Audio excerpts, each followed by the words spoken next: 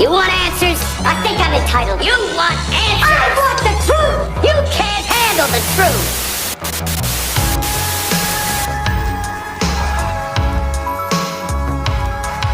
Hey guys, welcome back to DGen, where we dive deep into the mind-bending worlds of sci-fi and break down those Netflix gems that leave everyone scratching their heads. Today, we're tackling The Great Flood, that intense Korean sci-fi thriller that's been flooding our feeds since it dropped on Netflix.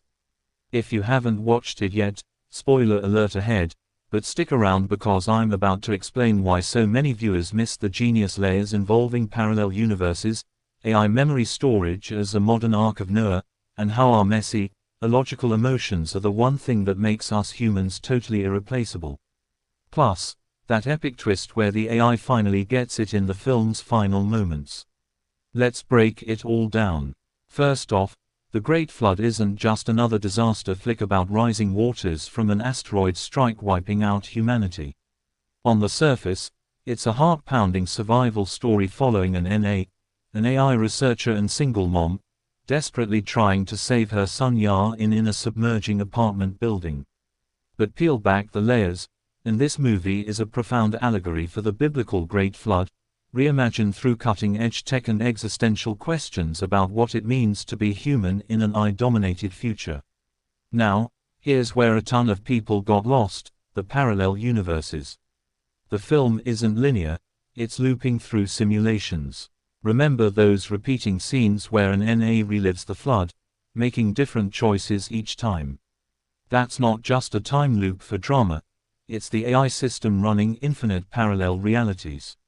An NA works at Isabella Labs, where they've built this advanced AI to simulate apocalyptic scenarios.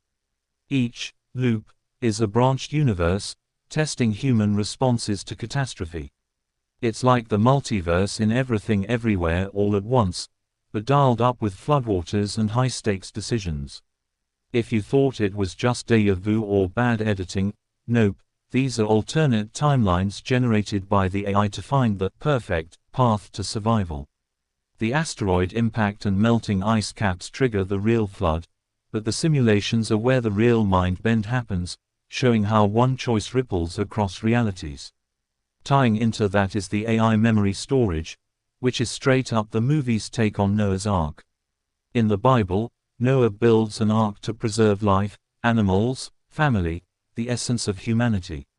Here, the ark is digital, a massive AI database designed to upload human consciousness.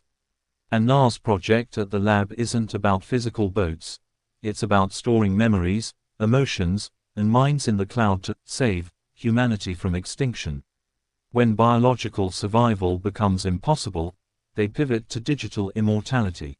Her son's life hangs in the balance, forcing her to choose whether to upload their consciousness into this AI ark. It's poetic. The flood destroys the physical world, but the ark preserves the soul through data.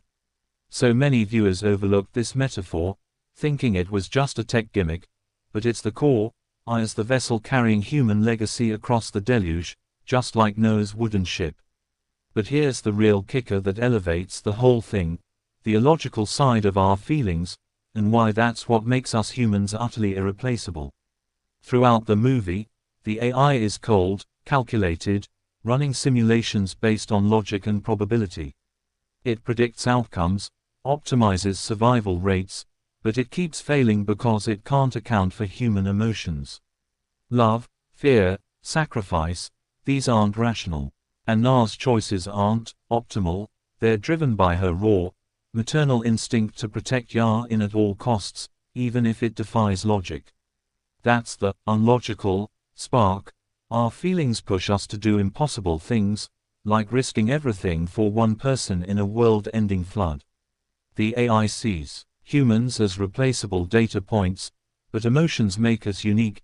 No algorithm can replicate that chaotic heart. And that's exactly what the AI was missing, until the last part of the movie.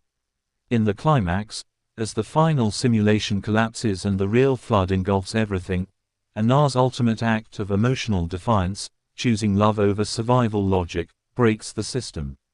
The AI, built on her consciousness as a base model, absorbs this illogical data.